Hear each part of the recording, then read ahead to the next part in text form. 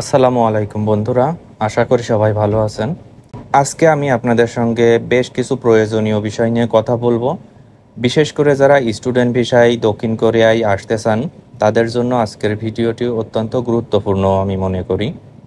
যেহেতু বাংলাদেশ থেকে প্রচুর পরিমাণ স্টুডেন্টের বর্তমানে কিন্তু সাউথ কোরিয়া একটি খুবই জনপ্রিয় ডেস্টিনেশন, এবং সাউথ কোরিয়াতে হায়ার স্টাডির জন্য যে সকল বিশ্ববিদ্যালয় আছে এই বিশ্ববিদ্যালয়গুলো কিন্তু ভালো র্যাঙ্কিংয়ে অবস্থান করছে, বিশেষ করে জাতীয় বিশ্ববিদ্যালয়গুলো বা পাবলিক ভার্সিটি। তো আজকের মূল আলোচনায় বিষয় হলো যে বর্তমানে আপনারা কিভাবে ভিসা অ্যাপ্লাই করলে কোন কোন দিকে লক্ষ্য রাখলে আপনাদের ভিসাটা হওয়ার সম্ভাবনা বেশি থাকবে। গত 2 সেমিস্টার যাবৎ দেখছি যে সাউথ কোরিয়ায় বাংলাদেশ থেকে স্টুডেন্ট ভিসা অ্যাকসেপ্টেড রেট কিন্তু অনেক কমে গেছে।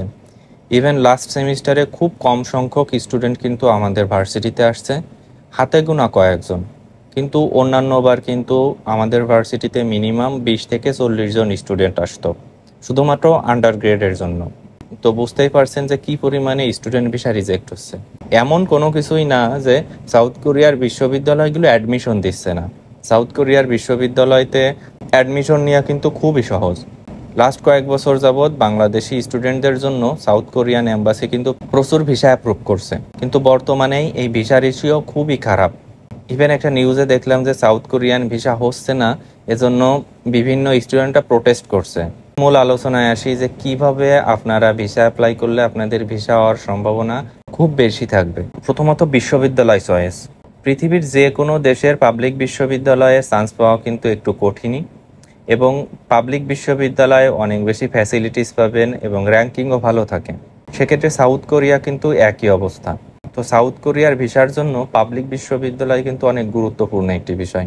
অন্যদিকে প্রাইভেট ইউনিভার্সিটির ক্ষেত্রে আপনি খুব সহজে অ্যাডমিশন পেয়ে যাবেন, কিন্তু টিউশন ফি হাই। এই সব কিছু বিবেচনা করে আমার সাজেশন থাকবে বিশ্ববিদ্যালয় চয়েসটা সঠিকভাবে দিবেন। বিশেষ করে পাবলিক বিশ্ববিদ্যালয়ে আপনারা অ্যাডমিশন নেওয়ার চেষ্টা করবেন। এবং সকল পাবলিক বিশ্ববিদ্যালয় যে সমান হবে তা কিন্তু না। আপনারা গুগল সার্চ করতে পারেন, তারপর আপনি ভালো র্যাঙ্কিংয়ের কয়েকটা ভার্সিটি চয়েস করে তার মধ্যে আপনি যে কোনো 2টা বা একটা ইউনিভার্সিটিতে অ্যাপ্লাই করতে পারেন। প্রথম ধাপ গেল, দ্বিতীয় ধাপ হলো আইএলটিএস স্কোর। সাউথ কোরিয়ান ইউনিভার্সিটিগুলো নর্মালি কিন্তু আপনার 5.5 আইএলটিএস স্কোরে অ্যাডমিশন দিয়ে থাকে আন্ডার গ্রেডের জন্য। বর্তমান এম্বাসির যে অবস্থা, আপনি মিনিমাম যদি 6 না পেয়ে থাকেন তাহলে কিন্তু ভিসা হচ্ছে না, এমনটাই আমি শুনছি। অনেকেই আছে 6 আছে কিন্তু যে কোনো একটি ব্যান্ডে 5.5 হয়ে গেছে, সেক্ষেত্রেও ভিসা বাতিল হচ্ছে। তো সাউথ কোরিয়ান এম্বাসি এই আইএলটিএস এর দিকে প্রচুর গুরুত্ব দিচ্ছে। আপনারা আইএলটিএস এর বিষয়টা একটু গুরুত্ব সহকারে নেবেন। 2টা বিষয় গেল, ভার্সিটি চয়েস এবং আইএলটিএস স্কোর। বর্তমান আর একটা নতুন নিয়ম করছে, আপনারা অবশ্যই জানেন। বর্তমান যারা সাউথ কোরিয়াতে আসতে চান সরাসরি বাংলাদেশি ব্যাংকের মাধ্যমেই আপনার টিউশন ফি পেমেন্ট করা লাগবে। কিন্তু এর পূর্বে কিন্তু সাউথ কোরিয়ায় বাংলাদেশি যে স্টুডেন্টগুলো আছে তাদের সঙ্গে যোগাযোগ করে সরাসরি সাউথ কোরিয়ার ব্যাংকের মাধ্যমেই আপনি টিউশন ফিটা দিয়ে দিতে পারতেন। এটা কিন্তু এখন আর নাই। তো ভিসা হওয়ার যে 2টা বিষয় বললাম, আর একটা গুরুত্বপূর্ণ বিষয় নিয়ে আপনাদের সঙ্গে কথা বলবো, এবং এই বিষয়টি অতি গুরুত্বপূর্ণ, যেটা হলো ব্যাংক ব্যালেন্স। 2021-22 এমনও সময় গেছে যে ফেক ব্যাংক ব্যালেন্স দেখায়ও কিন্তু ভিসা হয়েছে। কিন্তু বর্তমানে এমন হয়েছে যে অনেক ক্ষেত্রেই নাকি এম্বাসি থেকে স্টুডেন্টকে কল দেয় বা মেইল দিয়ে ব্যাংকের যে চেক বই আছে সেই চেক বইটাও কিন্তু এম্বাসিতে দিতে বলে বা দেখাতে বলে। তো আপনি যদি কোনোভাবে প্ল্যান করেন যে আপনি ফেক ব্যাংক ব্যালেন্স দেখাবেন, অথবা আপনার বাবার যে নাম সেই নামে ম্যাচিং করা যে ম্যাচিং ব্যাংক অ্যাকাউন্ট আছে সেই ব্যাংক অ্যাকাউন্টটা সাবমিট দিবেন, তাহলে কিন্তু আপনি টোটালি ভুল করবেন। ইভেন এমনও হতে পারে যে ফিউচারে আর কখনো আপনি ভিসা অ্যাপ্লাই করতে পারলেন না সাউথ কোরিয়ার জন্য। আর আপনি যদি কোনোভাবে সাউথ কোরিয়া কিংবা পৃথিবীর যে কোনো দেশে একবার লাল তালিকাভুক্ত হয়ে যান ফ্রড করার জন্য, তাহলে কিন্তু অন্যান্য দেশেও ভিসা হওয়া অনেক কঠিন হয়ে যাবে।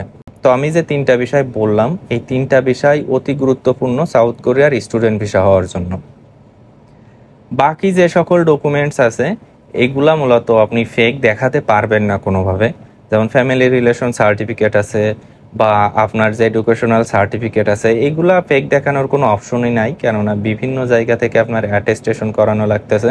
তো কোনোভাবে আসলে অপশন নাই। আশা করি আপনারা বুঝতে পারছেন। তো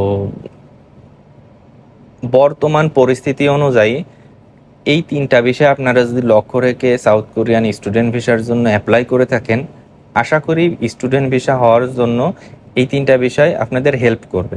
তো আজকের ভিডিওটি এ পর্যন্ত। ভালো থাকবেন বন্ধুরা।